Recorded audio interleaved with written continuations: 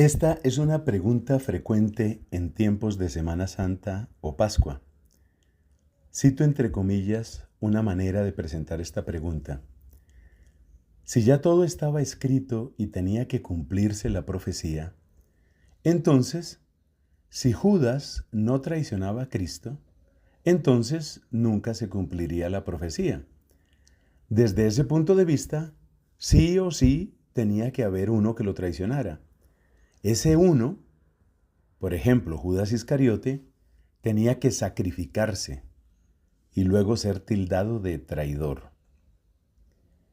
Esa es la pregunta que se plantea, es decir, ¿estaba Judas simplemente cumpliendo lo que le tocaba? ¿O todavía de una manera más dramática? ¿Estaba Judas colaborando con nuestra salvación hasta el punto de que casi tendríamos que estar agradecidos con él? Esta versión que representa a Judas Iscariote como una especie de héroe es cada vez más frecuente en nuestro tiempo. Resulta especialmente chocante para muchos cristianos porque de ser algo así como un terrible traidor y villano, Judas en esta perspectiva aparece como aquel que hizo lo que había que hacer y que por ello sufrió el mal nombre y ser maltratado en su fama. Veamos si esa interpretación es correcta. Todo parte de un modo de entender lo que está predicho o profetizado. Las personas que piensan lo mencionado están entendiendo que una profecía es algo así como cuando una persona ya vio una película.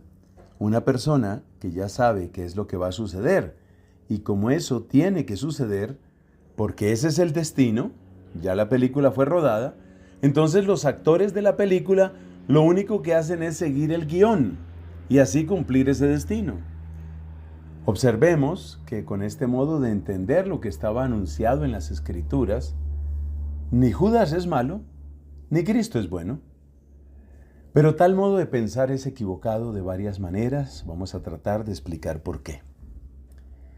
Cuando se habla de cumplir algo que estaba en las Escrituras, no se está hablando de una especie de adelanto de la película, como si alguien dijera que ya estaba escrito que un puñal iba a atravesar el corazón de fulano de tal, y después aparece el puñal, y después aparece la puñalada, y después el fulano murió de una puñalada, o mató de una puñalada a tal persona, como estaba escrito.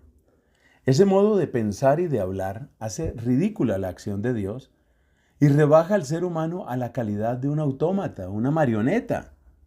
Eso sería el ser humano, eso sería Judas Iscariote, como una marioneta que estaba cumpliendo lo que ya estaba escrito. Es decir, alguien que estaba simplemente siguiendo el guión.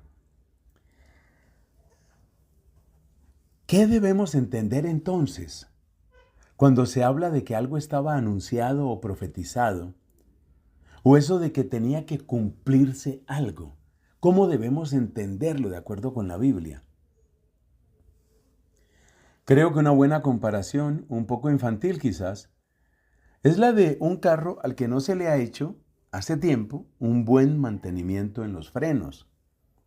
Supongamos entonces que un hombre ve que su vecino es muy descuidado con su carro. No le hace mantenimiento de nada, ni de aceite, ni agua, ni líquido de frenos, ni motor, ni nada.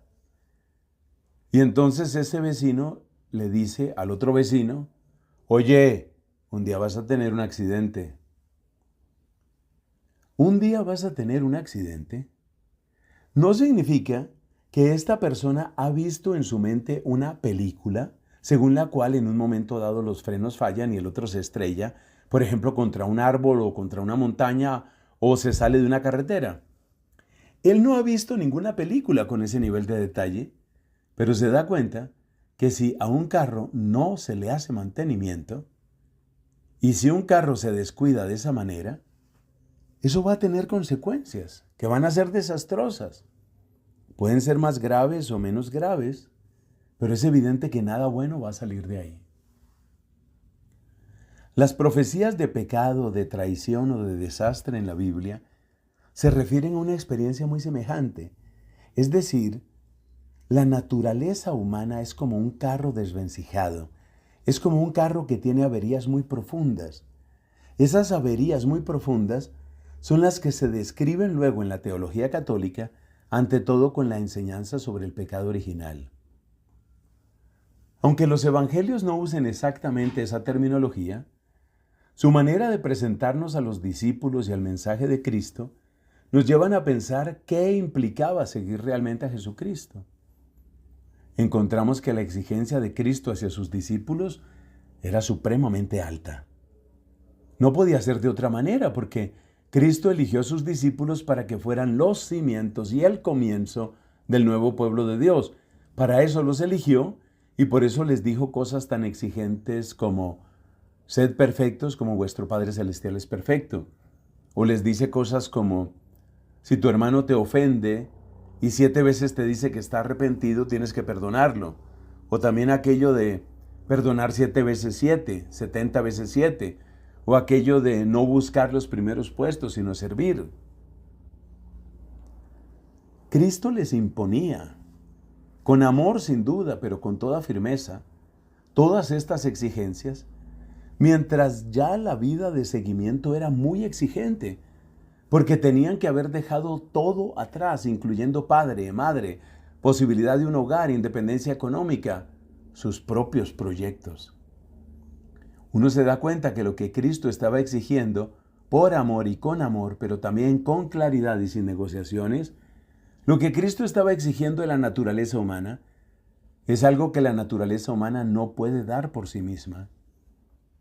Y como la naturaleza humana no puede dar eso por sí misma, entonces es inevitable saber que algunas personas van a fallar, como aquel carro desvencijado.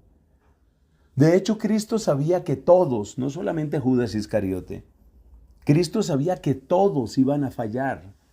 Lo dice en el Evangelio de Marcos, capítulo 14, todos me abandonaréis. Cristo no dice solamente Judas, dice que todos van a fallar. ¿Por qué? Porque el ser humano por sus propias fuerzas no puede alcanzar esos niveles de fidelidad y de perfección. Ahora bien, como Cristo los conocía muchísimo, realmente no hay persona que conozca mejor al ser humano que Cristo, bien veía por dónde podían fallar. Así, por ejemplo, cuando Pedro en un arranque de valentía dice, yo daré mi vida por ti, Cristo le replica, tú me vas a traicionar. No tiene que cantar el gallo 2 veces y ya me habrás negado 3. Cristo los conocía muy bien y sabía por dónde iban a fallar. Entonces vamos reuniendo elementos. Si decimos que la Escritura anuncia que el Señor sería traicionado, tenemos que admitir a la vez que se trata de un anuncio más bien vago y genérico, que alude más a la naturaleza humana que a datos específicos como de alguien que ya ha visto la película, entre comillas. En efecto, si miramos en la Biblia, no encontramos algo como y uno de los discípulos del Mesías lo va a vender a los sumos sacerdotes. Algo así no aparece. Pero en cambio, sí que hay en la Escritura palabras suficientes para darnos cuenta de lo que es el ser humano. Así, por ejemplo, en Jeremías capítulo 17 dice, nada más falso y enfermo que el corazón, ¿quién lo entenderá? También en Jeremías está aquello que dice, maldito el hombre que confía en el hombre, con lo que está indicando que el ser humano va a fallar. Y el ser humano, repito, es por consecuencia del pecado original y es todo ser humano. Judas falló a su manera, Pedro falló a su manera, cada uno falló a su manera. Y nosotros, los que estamos reflexionando sobre este tema, también le hemos fallado a Dios. Ese tipo de palabras, como las de Jeremías, son las que normalmente se toman como profecías que se cumplieron con Judas. Hay otra que dice, incluso mi amigo, de quien yo me fiaba, que compartía mi pan, es el primero en traicionarme. Estas son palabras de un salmo. No son palabras que dicen, uno de los discípulos del Mesías lo va a vender a los sumos sacerdotes. No tiene ese nivel de precisión o detalle. No describe un destino ciego, Simplemente sucede que esas palabras que están en el Antiguo Testamento, es decir, lo que ellos llamaban las Escrituras, esas palabras, digo, lo que están indicando es que el ser humano no da para tanto. El ser humano no alcanza a tanto. Y como el ser humano no alcanza a tanto, pues se va a agrietar, se va a romper. Con la anotación de que Cristo sabía por dónde se iba a romper cada uno de ellos. Pero todos se iban a romper y se rompieron. ¿Qué quiere decir todo esto? Que Judas no es alguien que cumple de una manera ciega un destino que ya estaba escrito. Judas tiene su propia debilidad, sus propias grietas y sus pecados y defectos que son de él. No son del destino, no son de la Biblia, no son de Cristo. Son pecados y defectos de él. Así como Pedro era tan primario e impulsivo y luego tenía que retractarse, así también Judas tenía sus propios defectos y pecados. Y dentro de esos pecados que eran suyos, él hizo lo que hizo. Tiene su grado alto de responsabilidad y ninguna idea de destino, entre comillas, puede negar el testimonio claro que nos da la Biblia. Además, no se nos olvide que si Cristo anunció que todos iban a fallar, también abrió a todos la posibilidad del arrepentimiento. Algunos tomaron esa posibilidad. Y esto es realmente lo decisivo, porque pecadores somos todos. ¿Quiénes tomaron la posibilidad del arrepentimiento? Bueno, si miramos a Pedro, explícitamente se dice de Pedro que dándose cuenta de la traición lloró amargamente, se arrepintió. Y después Cristo le pregunta, ¿me amas? Y Pedro le responde, tú sabes que te quiero. Entonces, así como todos fallamos, Judas falló, Pedro falló, Juan falló, Mateo falló, y todos, y tú y yo también fallamos, también a todos Dios nos da la posibilidad del arrepentimiento. Si esa posibilidad la aceptamos, Cristo es lo suficientemente compasivo para darnos vida nueva. Si esa posibilidad la rechazamos, ¿qué es lo que nos cuenta la Biblia con respecto a Judas? Pues lo que viene es terriblemente grave. Que haya sucedido en último grado en la vida de Judas Iscariote, ¿cuál es su destino eterno? A nosotros no nos corresponde resolverlo. Ese no es nuestro fuero. Eso tendrá que decidirlo Dios, que es el único que sabe qué pudo haber pasado en los últimos instantes de conciencia de Judas Iscariote.